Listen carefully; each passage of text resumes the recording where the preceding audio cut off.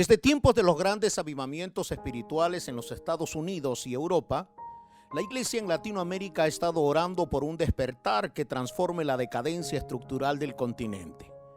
Aunque Argentina experimentó un avivamiento en los años 50, esto no ha sucedido a escalas mayores en los demás países, porque en muchos de los casos, quienes están llamados a leudar la masa se han convertido en los panes sin levadura de los que habló Jesús en Mateo 16, 5 al 12, y que fue característico en la vida de los fariseos.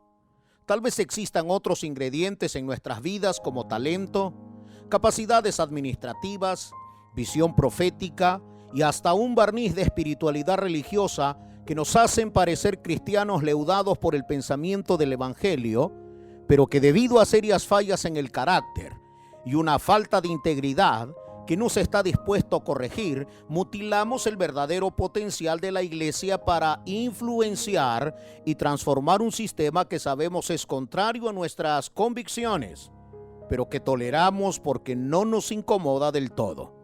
Así que lo mejor para muchos es vivir en una cómplice mentira, en lugar de asumir la responsabilidad de gestar nuevos modelos de vida que se conviertan en los protagonistas de la transformación de un cambio interno y no cosmético.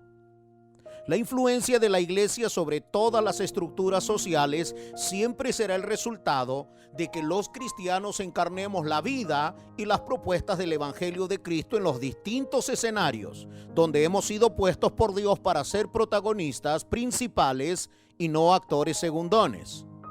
¿Qué pasa si no asumimos roles protagónicos en la transformación espiritual de nuestros pueblos? Pues reducimos a la iglesia a un club religioso, incapaz de influenciar y transformar individuos y la cultura misma en la que estamos insertos. A veces he llegado a pensar que ese sería más fácil creer en Cristo si no fuera por los cristianos, del cual el filósofo alemán Nietzsche hablaba. Lamentablemente sigue siendo cierto en este tipo de cristianos que intoxican el cuerpo de Cristo y le cierran las puertas del reino de Dios a no pocas personas. Nuestro llamado es ser influyentes. La pregunta del millón es: ¿cuándo una iglesia se convierte en influyente? La respuesta no está en lo atractivo de templos que hoy lucen cerrados, en lo sofisticado de los mensajes de sus predicadores, en el espectacular marco musical de sus plataformas, en sus movilizaciones para protestar contra el ataque a sus convicciones, o en sus programas de atención humanitaria. Estas cosas sin duda son importantes, pero lo que la convierte en un agente de verdadera influencia es la manifestación de la vida de Cristo en todos sus quehaceres humanos mediante la acción del Espíritu Santo. Él es el único capaz de cambiar todo dentro de una iglesia y fuera de ella.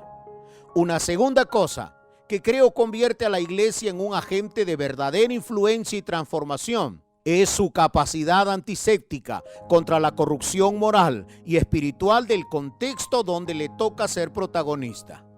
El apóstol San Pablo, en 1 Corintios 12:2, le escribe a la iglesia para que evitasen la influencia del pensamiento de aquellos que no eran dirigidos por el Espíritu Santo. Él les dice: no imiten la conducta ni las costumbres de este mundo, más bien dejen que Dios los transforme en personas nuevas al cambiar la forma de pensar.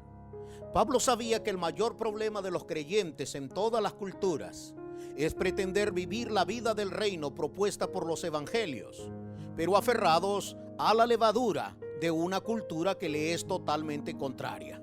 El apóstol sabe que es una utopía religiosa o una pretensión ilusa buscar un avivamiento espiritual si primero la iglesia no provoca de forma intencional una reforma de su condición espiritual. Aquí es donde debemos recordar que las reformas individuales siempre serán el mayor desafío para provocar las reformas comunitarias. Quizá la declaración bíblica más famosa que grafica esta verdad la encontramos en 2 de Crónicas 7:14. Si se humillare mi pueblo, sobre el cual mi nombre es invocado, y oraren, y buscaren mi rostro, y se convirtieren de sus malos caminos, entonces yo oiré desde los cielos, y perdonaré sus pecados y sanaré su tierra. Nuestro llamado es ser agentes de transformación, pero cuando no estamos dispuestos a desaprender para aprender, cuando no estamos dispuestos a dejar nuestras bipolaridades espirituales, abortamos el avivamiento y nos convertimos en parte del paisaje espiritual de la sociedad con la que convivimos, pues todas nuestras falencias como iglesia se magnificarán al nivel de la cultura. La corrupción individual siempre viene antes que la corrupción colectiva. Esta verdad se da en todos los niveles, en la familia, el matrimonio, el liderazgo y el ministerio. Es crítico que entendamos esto, ya que si realmente deseamos ser una iglesia que provoque reformas en todos los niveles, es necesario comprender que los mayores cambios nunca son externos, sino internos. Nunca debemos de olvidar que todo lo que no cambia, todo aquello que no experimenta una metamorfosis, morirá. Por eso, tenemos que cambiar la forma como hemos estado dirigiendo nuestras familias. Tenemos que cambiar la forma como hemos estado dirigiendo nuestros liderazgos. Tenemos que cambiar la forma como hemos estado dirigiendo nuestras finanzas. Tenemos que cambiar la forma como hemos estado dirigiendo nuestras vidas cristianas. ¿Sabe por qué? Porque nosotros seremos los protagonistas del cambio o los cómplices de la corrupción de los distintos escenarios en los que nos movamos. Los cambios nunca se darán si seguimos aferrados a viejos patrones que distan mucho del diseño con el cual fuimos creados. Es imperioso desaprender conceptos, y esto no es un simple reseteo de nuestra memoria, sino una acción premeditada de suplantar pensamientos contrarios al Evangelio de Cristo. El sistema satánico, a través de todo tipo de acrobacias intelectuales, usa el pragmatismo moral, ideas, valores personales, culturales y religiosos para desafiar la verdad de Dios, y esto con el objetivo de gobernarnos mediante escuelas de pensamientos. Y es que la lucha por el control del mundo es una lucha de conceptos, de ideologías. Frente a esto, el consejo del apóstol Pablo en 2 de Corintios 10:5 sigue siendo relevante. Destruimos argumentos y toda altivez que se levanta contra el conocimiento de Dios, y llevamos cautivo todo pensamiento para que se someta a Cristo. ¿Qué sucede cuando una mente se somete a Cristo? Sencillamente pensará y vivirá siendo un reformador como lo fueron Cristo y los discípulos del Nuevo Testamento. Note lo que un sistema religioso corrupto dijera de los discípulos de Cristo en Hechos 17:6. Estos que han trastornado al mundo también están aquí. El gran desafío de Jesús fue tomar a 12 hombres formados en la estructura de una religión tan ortodoxa y convencional y reeducarlos para que llevasen adelante la empresa del reino cuando él ya no estuviese. Ellos tenían que aprender a vivir con los mismos códigos y valores que dirigían al maestro, aunque esto significara el derrumbe de sus estructuras religiosas y teológicas. Pues hasta que no entendamos que la Biblia, y solo la Biblia, es nuestra única fuente de autoridad de fe y de conducta, no podremos asumir los proyectos del reino como los nuestros.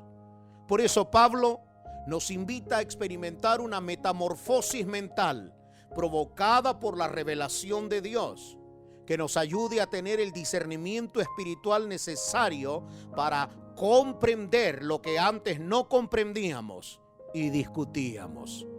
Cuando la iglesia se resiste a redescubrir los conceptos de Dios para reorientar y gobernar el curso de su vida, no solo limitará sus posibilidades de éxito en todo lo que emprenda, sino que su pretensión de provocar un avivamiento masivo será una ilusión.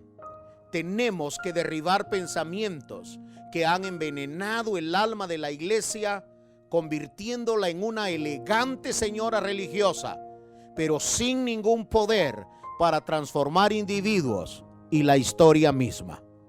Hoy tenemos la obligación moral de derribar los patrones de pensamientos que influenciarán nuestra visión de la Biblia, la iglesia, el servicio cristiano, las relaciones interpersonales, las relaciones sentimentales, el uso de las finanzas, el sexo, la familia, el matrimonio y un largo etcétera. La lucha siempre será por el control de nuestra mente. El control interno siempre precede al control de todo lo externo. Por eso a Satanás no le preocupa nuestra productividad, familia, negocios, liderazgo o ministerio. Su principal preocupación son nuestros pensamientos. Él sabe que la única forma de ejercer dominio sobre todos nuestros asuntos es que rechacemos los conceptos del reino y abracemos conceptos barnizados de intelectualidad, pero que tienen el poder de hacernos abortar de forma voluntaria el propósito de Dios e inutilizarnos como agentes de verdadera influencia y transformación. Pienso que hemos hecho del reino una empresa secular y humanista, tan profesionalizada y tan experta que hemos olvidado el consejo de Dios a Zorobabel, dicho en Zacarías 4:6. No es con ejército ni con espada, sino con mi espíritu, dice Jehová. Finalmente, ¿qué marcas encontramos en una iglesia de verdadera influencia? En una iglesia de verdadera influencia siempre encontraremos las siguientes características. Hay preocupación porque la Biblia ocupe un lugar central y Jesucristo sea el Señor de todo y de todos. Hay confrontación al pecado y un despertar hacia la santidad de Dios. Hay conversiones reales que serán traducidas en los distintos escenarios donde le toque al creyente ser un actor principal y no un actor segundón. Hay manifestaciones sobrenaturales rompiendo las leyes físicas. Hay un profundo espíritu de unidad y no de división. ¿Cómo lograrlo? San Pablo nos da la respuesta. Él no le da a su joven discípulo, ahora involucrado en el ministerio pastoral, un curso de hermenéutica, exégesis o homilética para convertirlo en un predicador altamente competitivo. Tampoco le enseña un curso de demonología, teología, alabanza y adoración, guerra espiritual o cómo administrar las finanzas en la congregación. Su preocupación es enseñarle a ser responsable con aquello que Dios le había confiado, porque no asumirlas no solo podría arruinar la carrera ministerial del hombre más ungido, sino también el potencial de convertirnos en gestores de verdaderos avivamientos. La preocupación de Pablo no era el talento, su preocupación era la formación de su carácter, porque sabía que el talento o aún cierto grado de unción pueden echarse a perder por la incapacidad de hacernos responsables de nuestra vida espiritual. Esta es la razón del por qué escribe en 1 de Timoteo 1:6 lo siguiente: te recuerdo que avives el fuego del don espiritual que Dios te dio cuando te impuse mis manos. Pablo está tratando que Timoteo no olvidara que no hace falta un ejército de demonios para detener la transformación de una familia, congregación o una nación. Basta con que cada uno de aquellos que nos hacemos llamar cristianos no asumamos la responsabilidad de vivir a la altura del cristianismo bíblico para ser instrumentos de verdadera influencia espiritual y social.